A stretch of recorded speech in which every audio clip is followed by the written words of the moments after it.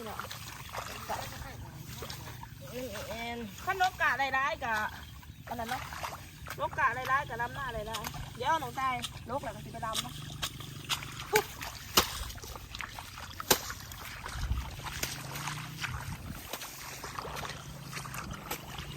เด้อพี่น้องโอ้ยเมื่อยเด้เอากระไฟมาส่งพ่ออูนะบุรุษวางไฟเขาเอากระไฟมาให้เราอยากสูบยา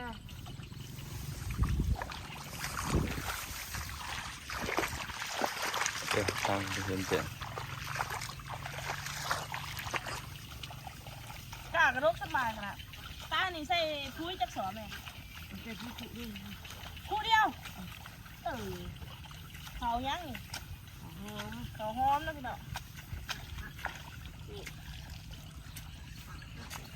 ยกกระเตะเนาะ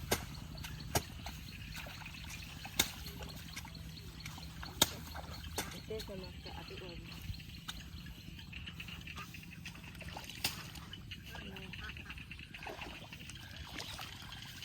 เพื่อที่เดาได้เห็ดหน้าอันเพื่อที่ได้เขามิดหนึ่งบนเมนเลือกง่ายเด้อ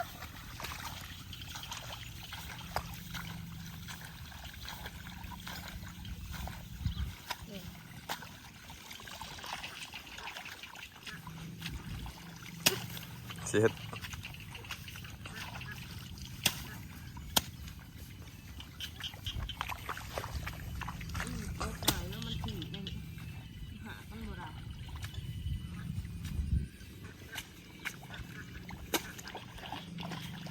เสียงกบเสียงเขียดต้องมีดอกหวานเนาะ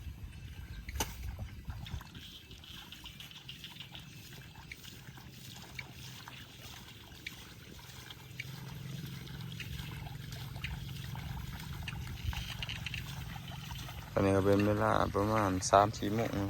คำเนาะ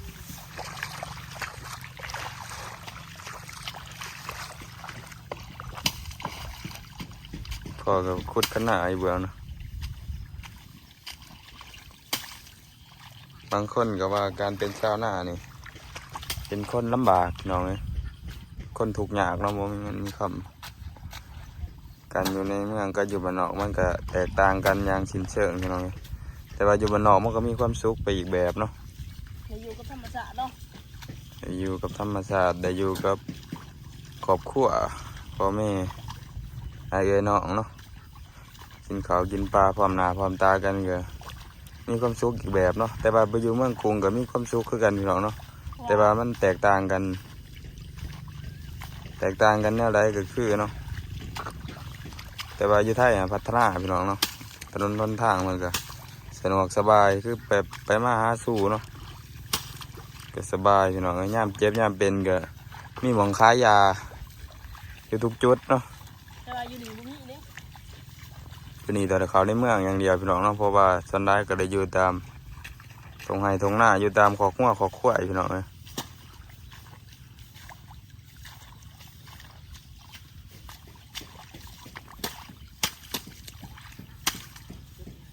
นี่เนาะอยู่ว่าเท่านั้นหมดเลยอันนี้เด้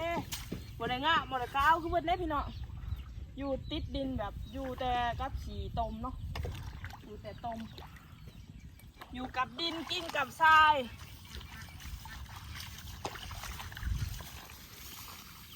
มาไทยมาจากไทยพี่น้องได้3 มื้อเนาะก็มาเบิ่งเล็บมือกันเด้อเล็บมือกันเดืองพี่น้องเลยเดืองเลยเพราะว่าเขาดอกกาลำหนาในการยำแดงโบจ่าได้ได้นะแม่มันคือว่ามีกี่ตรงกันมากมันเป็นแบบนี้มันทีโอ้มันทีแล้วเนี่ยได้ยินข่าวว่าจะไปเที่ยวเมืองเพื่องเหรอแม่มือใดน้ำหน้าแดวน้ำหน้าแดวเหรอจะไปจะก้นนี่ไปผู้เดียวฮะไปผู้เดียวไปผู้เดียวว่าผมมีเงินไม่อยากเอาไปนะคือว่าไปนับอ้าวผมมีเงินพอกีบสิไปน้ำหมูมันก็เปลืองแล้วนี่น้องพี่น้องเนาะต้องเห็นใจน้องบ้างน้องจะไปถ่ายคลิปหาประสบการณ์ไปเมืองเพื่องไม่มีเงินก็ไม่ควรไปน้ำน้องนะพี่น้องเมื่อก่อนมันซื้อเศร้าใจพี่น้องเนาะได้ยินแนวนี้เพราะว่าได้ไปแล้วพอได้ไปเที่ยวน้องใต้เขาไม่ได้มีหรอกแต่ว่าจะมีพ่อแต่ไปผู้เดียวอยู่แต่ว่าเอาอายไปนั่งมันสิเป็นผ้าละเนาะว่าอายไม่มีเงินเมื่อก็จบเลยนะพี่น้องเพราะว่าไม่มีเงินเนาะ ฮะคุณจะไปยังไงเบาเอิก เงินบ่มีย่างเอา โอ้อยากไปดิพี่น้องเลยเนาะเฮ็ดจะได้เราจะไปเมืองเพื่องน้ำหนองใต้นี่ไปเที่ยวเวียงจันทน์วะไปแน่สิไปนี่ ไปผู้เดียว ไปผู้เดียว ไปหาเอื้ออยู่เวียงจันทน์เป็นลูกของป้า โอ้อีกบุรนพี่น้องเนาะอีกประมาณจักวัน อาทิตย์หน้า อาทิตย์หน้าพี่น้องหนองใต้ก็สิไปเมืองเฟืองแล้วเนาะ กะคือสิเบิด ประมาณลำหน้าแล้วเลยแหละไปเที่ยวเมืองเฟืองไปเบิ่งสถานที่ ง่าย ของงา เพื่อ ม เพื่อมันหนาเที่ยวเด้อพี่น้องสปปลาวเอาไผว่าอันนั้นเด้อมอนเที่ยวเยอะแยะนะจ๊ะสปปลาวก็ไม่น้อยหน้าใครนะคะสำหรับผู้ใดอันมักซาละเอานี่ต้องไปเที่ยวเมืองเพื่อนนะพี่น้องแต่ว่าตั้งแต่เกิดก็ไม่เคยไปจักเทื่อหรอกนี่แต่เห็นเขาบอกแต่เห็นเขาถ่ายบรรยากาศดงโอ้โหสุดยอดไปต้องไปเนี่ยต้องไป ๆ FC อันนั้นได้อ้ายตัวเราในเราอยากไปไทยอยู่ ไป ตัวเราอยู่ไทยอันนี้เราว่าเราอยากไปเมืองเฟือง ไปอ๋อพิการ ที่การอันนี้ โอ้ ดองส่วนเรา ส่วนนั้นจังไหนพี่สาวเราเห็นไหมบ้านเห็นกัน เนาะ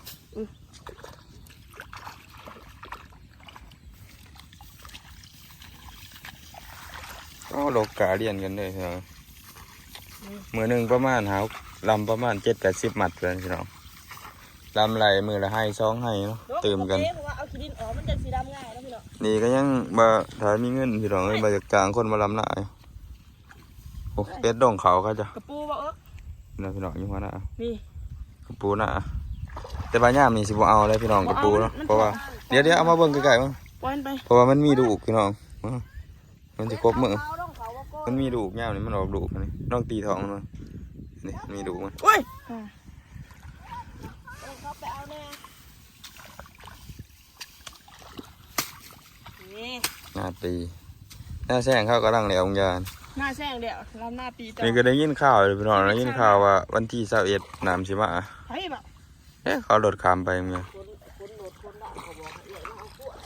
ถ้าว่าน้ำมาเนี่ยก็คือจบเลยพี่น้องเอ้ย เอา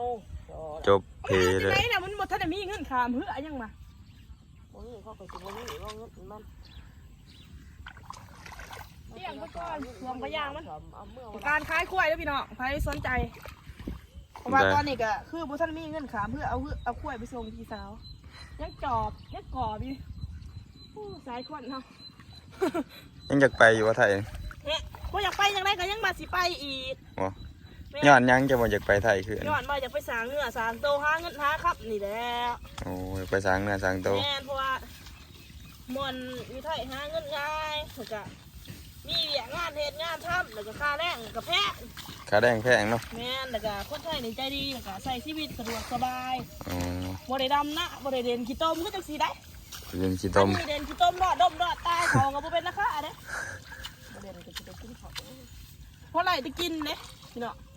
เฮ็ดไปเนาะครับพี่น้องเพื่อความอยู่รอดเนาะ เดี๋ยวสิมาให้เบิ่งคุณแม่ตั้งแต่เกิดนี่ ผม เคยไปไทยอยู่บ่